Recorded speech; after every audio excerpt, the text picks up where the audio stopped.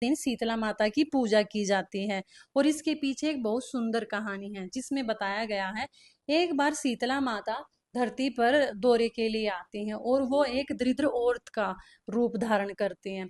दौरा करते करते वो राजस्थान के एक डुंगरी गांव में पहुंचती है और माना जाता है जब वो वहां पर घूम रही थी दौरे पे, तो उन्होंने देखा कि पूरे राजस्थान में कोई भी मंदिर नहीं था, कोई भी इंसान पूजा नहीं करता था। उसी दौरे के दौरान किसी इंसान ने उनके ऊपर चलते हुए उबलते हुए चावल का पानी फेंक दिया, जिससे उनका पूरा शरीर जलने लगा। और वो मदद के लिए इधर उधर भटकती रही, लेकिन किसी ने भी उसकी मदद नहीं की। फिर एक कुम्हारन की नजर पड़ी माता के ऊपर, तो उन्होंने बोला, आओ आप हमारे घर आओ, मैं आपका शरीर ठंडा कर देती हूँ। तो उसने अपने घर में उसको लाया और बिठाया और उसके ऊपर ठंडा पानी डाल दिया। फिर शीतला माता ने बोला, मुझे भूख लगी, कुछ खाने के लिए दो।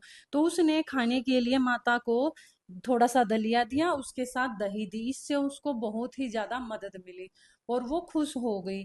फिर वो कुम्हारन बोली, आप आराम से बैठो, मैं आपके बालों में मैं कंघी कर देती हूँ। और फिर वो बोलती हैं, ठीक है मुझे कंघी कर दो, मेरे बाल भी उलझे हुए हैं। जैसे ही वो कंघी करती तो वो देखती हैं कि सिर के पीछे की तरफ शीतला माता की एक और आंख है। उस आंख को देखकर वो कुम्हारन डर गई और वो भागने लगी।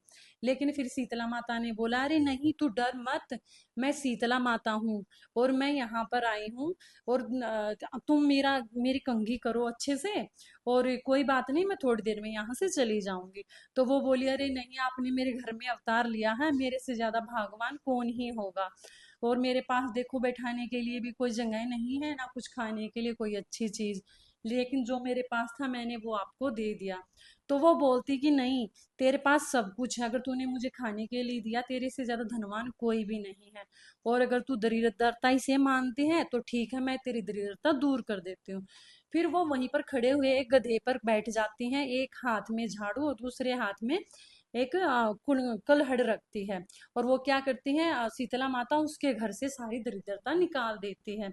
जिसके बाद से फिर वो कुम्हारन उसको बोलती है कि माता, आपके आने से मेरी पूरी दरिद्रता खत्म हो गई, जैसे आपने मेरे जीवन के सारे कष्ट दूर कर दिए।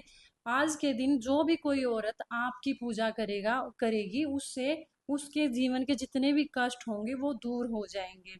तब से लेकर आज तक ये माना जाता है, यह शीतला माता का जो ये त्योहार है, जिसको हम बासोड़ा का त्योहार मानते हैं, ये मनाया जाता है।